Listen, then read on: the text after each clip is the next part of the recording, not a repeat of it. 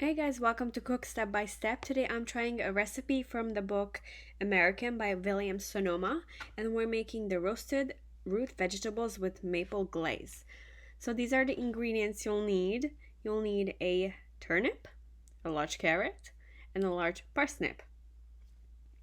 I'm going to show you how to properly use one of these peelers. So what I do, I just go back and forth with it because there's two sides, although I do not recommend this method with potatoes because it could slip and cut your finger. But for carrots or anything in this shape, pulling it back and forth is the best way to go. Look how quickly it cleans off the skin. It's perfect.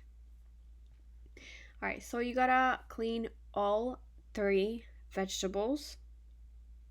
Perfect. And this one too. So once it's done, you'll need a bowl by your side, and I'm just gonna cut these bite size. So the front of it, the beginning, is quite small, so I'm just gonna leave it in tiny little circles, and then I'm gonna go ahead and cut the parsnip in half. So we'll get cute little bite size veggies. And I'm gonna tell you my opinion of this recipe once we're getting closer to the end. So I want these all to be tiny bite size, and same with the carrot. The front of it is perfect tiny pieces, so I'm gonna leave it that way, and same with the carrot, just cut it in half and then slice it in tiny little bits, and it'll be a perfect side dish. So with this one, I'm gonna do slices, and they have to be about like a centimeter thick, and then I'll cut them down size so you can have like slices, and then cut them in tiny squares.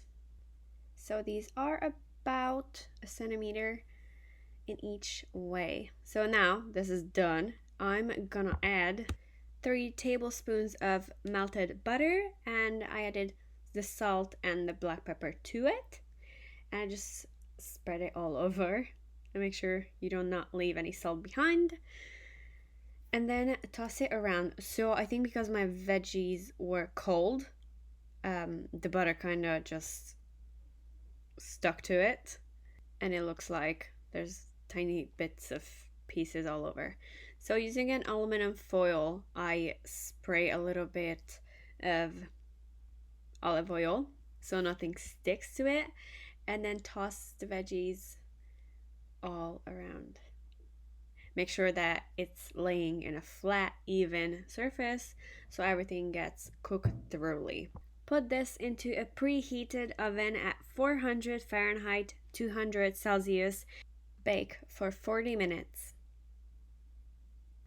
Every 10 minutes, toss and turn just to make sure all the sides get crispy and cooked as much as it can.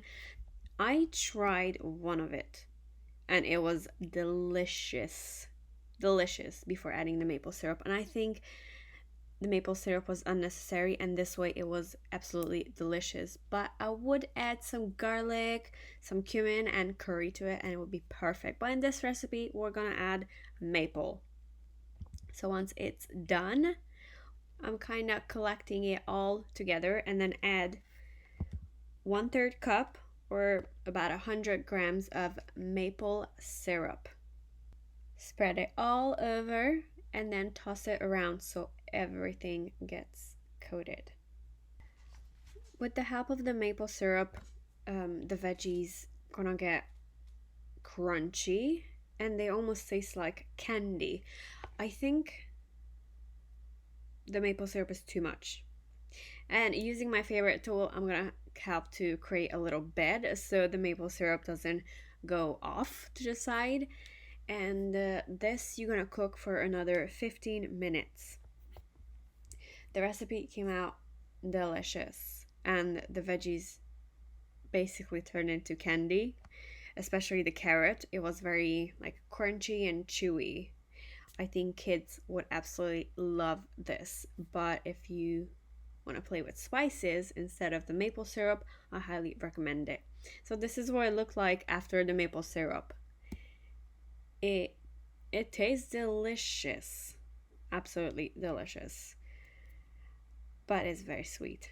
This will be very good with steak, I think.